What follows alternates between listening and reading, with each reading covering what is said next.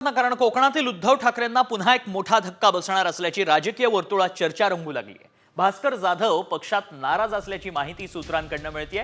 राजन साळवेंनंतर आता भास्कर जाधव शिंदे गटात जाणार असल्याच्या चर्चा रंगतायत। या संदर्भात बोलताना उद्योग मंत्री उदय सामंतांनी भास्कर जाधव वरिष्ठ नेते आहेत, पक्षात ते आल्यास त्यांचं स्वागतच असल्याचं म्हटलंय। त्यामुळे भास्कर जाधवही शिंदे गटात जाणार का याची चर्चा रंगतेय।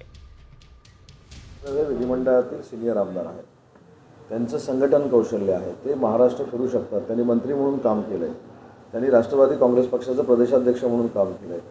आणि मी अनेक वेळा असं प्रामाणिकपणानं सांगितलं की अशा व्यक्तीचं मार्गदर्शन भविष्यामध्ये आम्हाला जर मिळणार असेल तर आम्ही त्याचं स्वागत करू।